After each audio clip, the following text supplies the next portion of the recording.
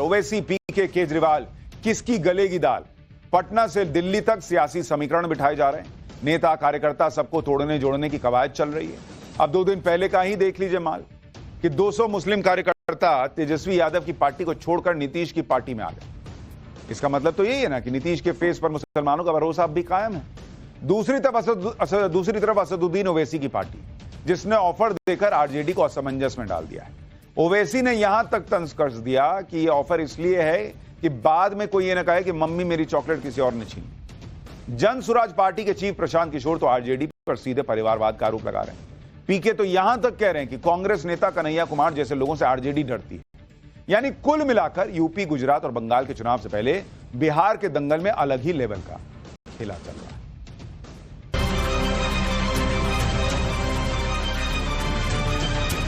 Election commissioner BJP और RSS जैसे बात कर रहे हैं। कानून आपको नहीं छोड़ेगा। ये भाजपा की, नीतीश जी की, ये जो मोदी आयोग है, इनकी दादागिरी नहीं चलेगी, नहीं चलेगी, नहीं चलेगी।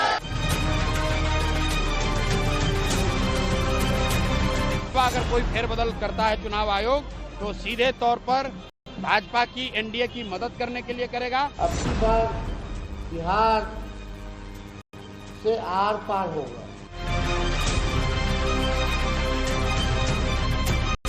तो ये एनआरसी हुआ नहीं हुआ बताओ हमारे को। ये वही लोग हैं जो बिहार में वोटर वेरिफिकेशन पर छाती पीट रहे हैं। बिहार में वोटर लिस्ट के सत्यापन की प्रक्रिया से इन्हें बहुत तकलीफ हो रही है। मतदाता सूची को साफ सुथरा किया जा रहा है तो ये सियासी तूफान खड़ा कर रहे हैं। हैदराबादी भाईजान असदुद्दीन ओवैसी को तो इसमें एनआरसी तक नजर आ रही है। लेकिन सवाल ये भी उठ रहे हैं कि देश में मतदान का अधिकार किसे मिले, देश के नागरिकों को या फिर रोहिंग्या और बांग्लादेशी जैसे सो कॉल्ड अंतर्राष्ट्रीय वोटर्स को।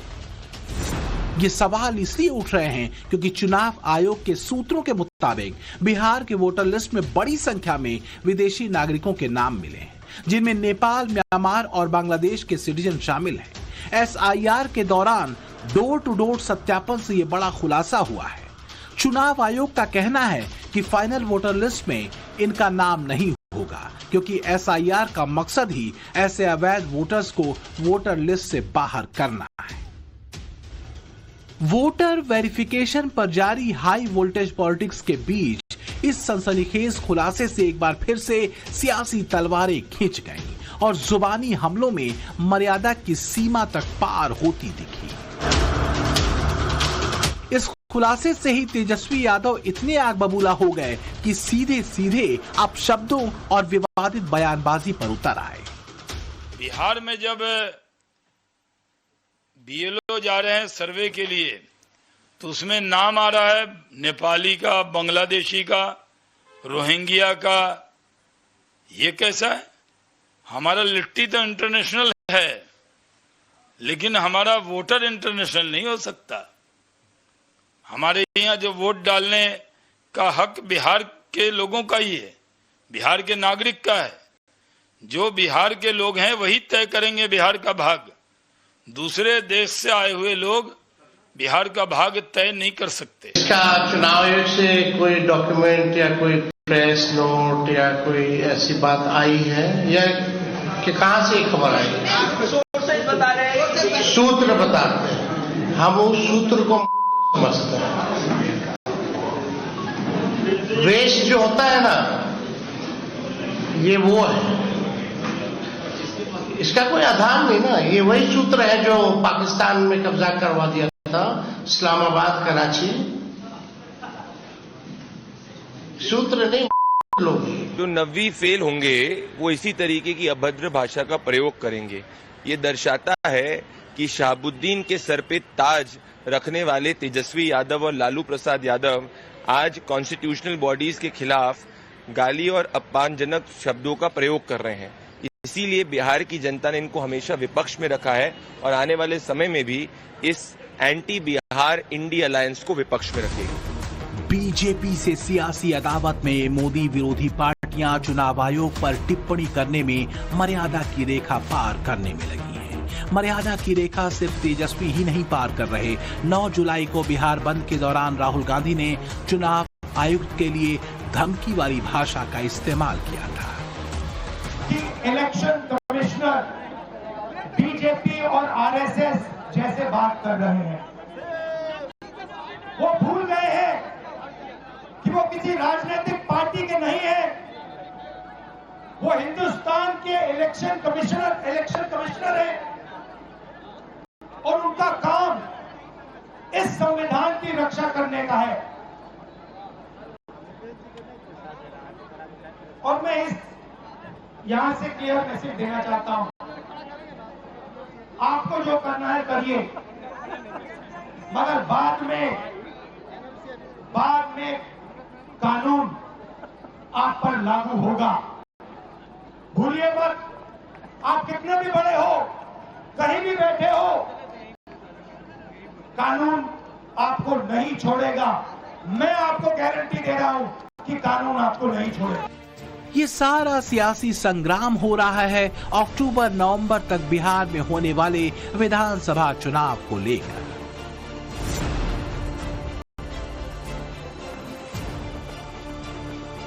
एनडीए नीतीश सरकार की उपलब्धियों और मुख्य रूप से नरेंद्र मोदी के चेहरे पर चुनाव मैदान में जाने की तैयारी कर रहा है। ऑपरेशन सिंदूर को बिहार चुनाव में ट्रंप कार्ड की तरह इस्तेमाल करना चाहता है। दूसरी ओर विपक्षी महागठबंधन बीजेपी के हिंदुत्व के सामने सामाजिक न्याय और व्यवस्था परिवर्तन के मुद्दे पर बिहार में जीत की इबारत लिखना चाहता है।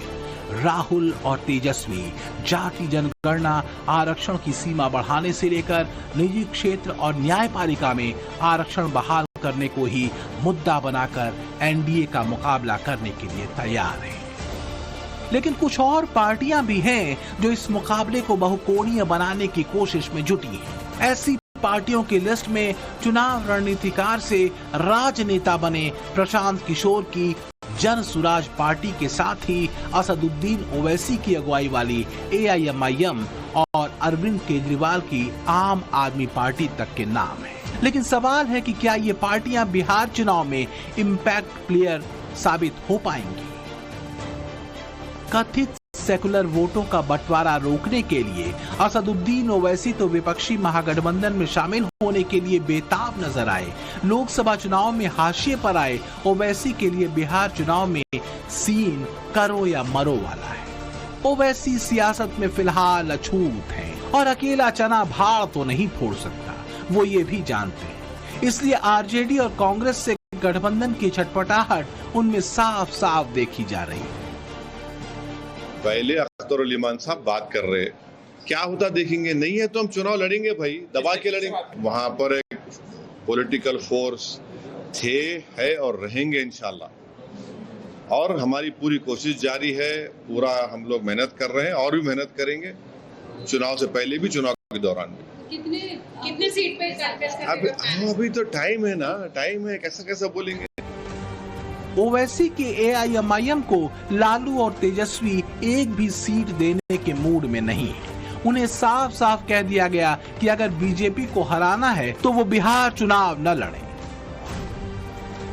ओवैसी की पार्टी AIMIM बिहार के मुस्लिम बहुल सीमांचल में मजबूत पकड़ रखती है। 2020 के बिहार चुनाव में AIMIM ने 20 विधानसभा सीटों पर उम्मीदवार उतारे थे। पार्टी को 1.13% वोट मिले थे और 5 सीटों पर उसके उम्मीदवार जीते थे। 4 सीटों पर पार्टी तीसरे नंबर पर रही थी। ऐसे में अगर AIMIM अकेले चुनाव लड़ती है तो वो आरजेडी के MY यानी मुस्लिम यादव समीकरण में डेंट लगा सकती है, मुस्लिम वोट बैंक में सेंध लगा सकती है, जैसा कि पिछले चुनाव में हुआ था।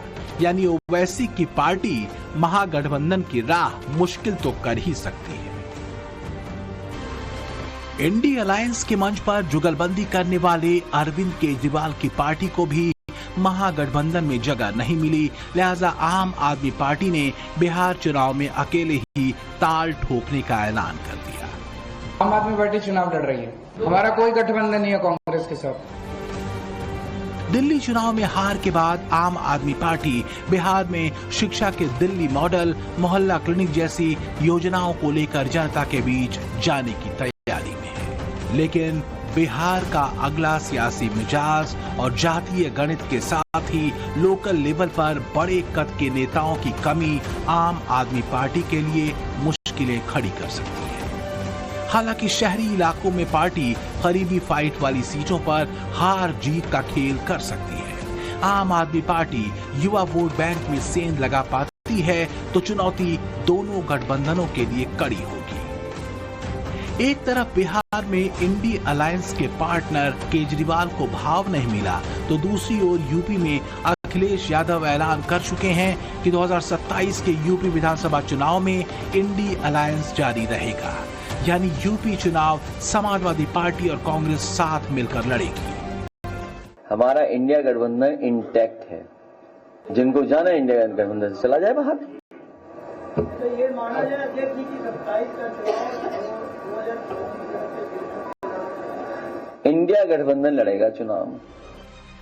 दरअसल दिल्ली और हरियाणा चुनाव में कांग्रेस के स्टैंड को लेकर यूपी चुनाव को लेकर कयासों का दौर चल रहा था।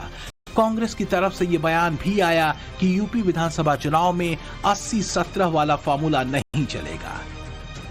लिहाजा अखिलेश ने एक दांव से कांग्रेस को उलझा दिया कि अगर 2027 में कांग्रेस से गठबंधन नहीं हो पाया तो सपा के पास इसके लिए ग्रैंड ओल्ड पार्टी को ही जिम्मेदार ठहराने का आधार होगा। कांग्रेस को साथ लेकर चुनाव लड़ने के ऐलान के पीछे अखिलेश के दो मकसद हैं: एंटी वोट का बिखराव रोकना और चुनावी लड़ाई को डायरेक्ट फाइट का रूप देना। 2027 में उत्तर प्रदेश की जनता न केवल सस्पेंड करेगी बल्कि हमेशा हमेशा के लिए विदाई कर देगी। लेकिन बिहार में ऐसा नहीं हो पा रहा। हरियाणा से लेकर दिल्ली तक विधानसभा चुनावों में कांग्रेस ने जिस तरह गठबंधन से परहेज किया और एंटी बीजेपी वोटों का बिखराव हुआ, उसे लेकर अखिलेश अभी से ही हाई अलर्ट मोड में है। लेकिन लगता है बिहार में तेजस्वी अति आत्मविश्वास के शिकार हैं। अब की बार बिहार से आर पार होगा और मोदी जी और इलेक्शन कमीशन ये ना समझे कि गुजरात है, ये जो है बिहार है और बिहार के लोग सचेत हो चुके हैं, अलर्ट है। आप देखिएगा जहां 90% मतदाता वंचित उपेक्षित वर्ग से, उनकी रोटी छीन सकते हैं, लेकिन वोट का अधिकार जो है भाजपा, इलेक्शन कमीशन। तेजस्वी बीजेपी को खबरदार कर रहे हैं, लेकिन आम आदमी पार्टी और एआईएमआईएम से लेकर जन सुराज की रणनीति ने एनडीए और महागठबंधन दोनों को उलझा दिया है। प्रशांत किशोर जातियों के मकड़जाल में उलझी बिहार की राजनीति में बदलाव की बात कर रहे हैं। रोजगार और पलायन के साथ ही शिक्षा जैसे युवाओं से जुड़े मुद्दे लगातार उठा रहे हैं। बिहार की जनता ने लालू नीतीश मोदी को 30 साल देख लिया। आप लोग सब सभा में थे, हम तो कोई भाषण नहीं दिए, लोगों से पूछवाया भाई मोदी के नाम पे वोट दोगे? एक एक आदमी ने कहा नहीं देंगे। मैंने पूछा भाई क्या लालू का लालटेन वापस चाहिए? एक एक आदमी ने कहा नहीं चाहिए। अब हम लोग को बिहार में लालू नीतीश मोदी का राज नहीं, जनता का राज चाहिए। बिहार में हम लोग को शिक्षा और रोजगार चाहिए। बिहार की सियासत में तीसरा फ्रंट या त्रिकोणीय लड़ाई बनने के लिए जी तोड़ मेहनत कर रहे प्रशांत किशोर की राजनीति को यूथ फोकस्ड पॉलिटिक्स से जोड़कर ही देखा जा रहा है। पीके की जन सुराज पार्टी युवाओं पर फोकस करके चल रही है और बिहार में 25 साल से कम उम्र के युवाओं की आबादी करीब 57% है।